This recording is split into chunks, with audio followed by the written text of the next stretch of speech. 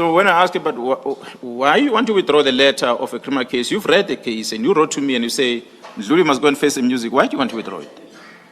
And she said, no. It's my career now in line. So I need to withdraw that. I made a wrong decision. I should not have said Ndluli must be charged. Which means she touched the wrong people in the higher echelon of maybe within the police structures or in government that did not want Ndluli to be charged. And I refused to come back and withdraw the letter. And then I received a phone call from the Minister of Police, Nathi Mthethwa, commissioners.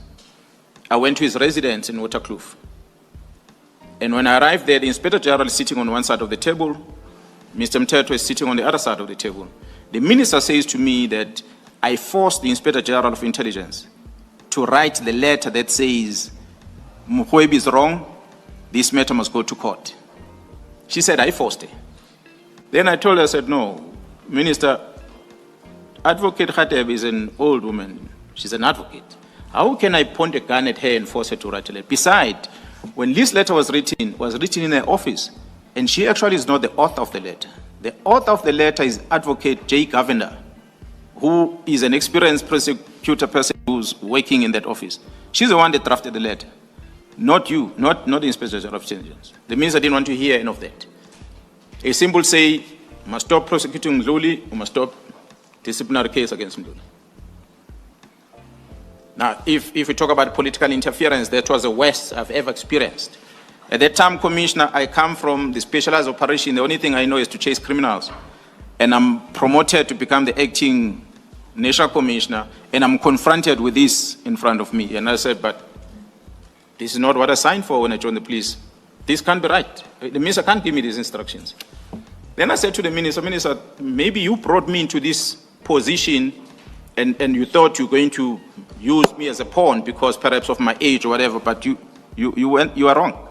I'm not going to do that. Hello everyone, Ngiyanotshisana and welcome to my channel. So that was Mr. Fearfokol, aka Lieutenant General Nhlanhla Mkhwanazi, implicating former Police Minister Nathi Mthethwa and exposing his political interference during his testimony at the Madlanga Commission of Inquiry, which is currently investigating the interference of senior government officials and politicians in police work. That was about 2 weeks ago, right? Fast forward to yesterday, the 30th of September 2025, a shocking story emerged that South African former minister and ambassador to France, Nathi Mthethwa, has been found dead in Paris just a day after he was reported missing. According to French media reports, the 58-year-old diplomat's body was discovered outside the Hyatt Regency Hotel in Paris. Mthethwa was officially reported missing on Monday evening after disappearing around 3 p.m. According to the Paris prosecutor's office, he was reported missing by his wife, who indicated having received a worrying message from him in the evening. Apparently in the message he apologized and indicated his intention to die. His body was eventually found nearby.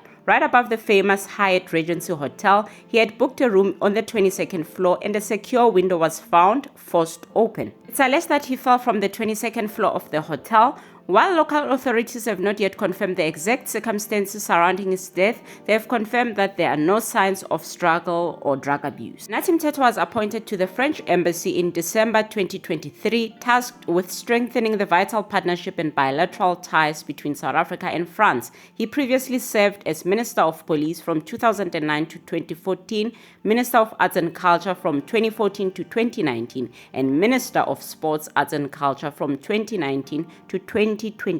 Conspiracy theories immediately started trending on social media, which isn't too surprising. I mean, General Mkhwanazi explicitly implicated Nathi Mthethwa in political interference. Senior officials in South Africa have been accused of meddling in political killing investigations and being linked to criminal syndicates. So it's really not far-fetched to think either he got rid of himself because it was too hot, or they got rid of him because he was willing to talk, or he faked his own death. I mean, we have a whole convicted murderer and rapist, Thabo Bester, who died in prison and was arrested in Tanzania. Someone on social media said, "My colleague is arguing that no Zulu man is jumping off a 22-story building. It is about to be a festival of conspiracy theories." Another person said, "Everything is about to be pinned to him now. Watch and see." And of course, social media has also not forgotten the infamous 22 million rands flag project Nathi Mthethwa pushed. One person commented, 22 was his number. Remember, in 2022, he wanted to build a flag that would have costed 22 million rands. Manje nangwe jumper from 22nd floor.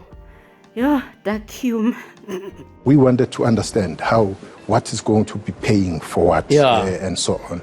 And the alternative was something which I thought was going to be a tick box exercise, that we have a flag.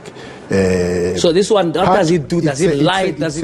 I'm trying to place 22 million in context. It's 120 meters tall flag, all right, which is 10 meter by 15 meter, the flag itself. Okay. And during the day, it will be seen. At night, you'll also be able to see it. Because it's lit. It lit at night, because the education has to be continuous, both during the day and at night, and the massive nature of the flag is bringing in the steel industry, because the steel industry. So the pole, is this the pole? Yes, right from the building of the flag itself, with a lot of cranes which would have to get this very, big, massive steel, with a lot of construction material and so on. So the value, as I said, would outlive us. Us, because it is important, JJ. It is important that we make the point that I hear you talk about priorities and so on. But as I said to you, this is a fully fledged branch which has built museums, which has built a lot of monuments in the past and continues to do that.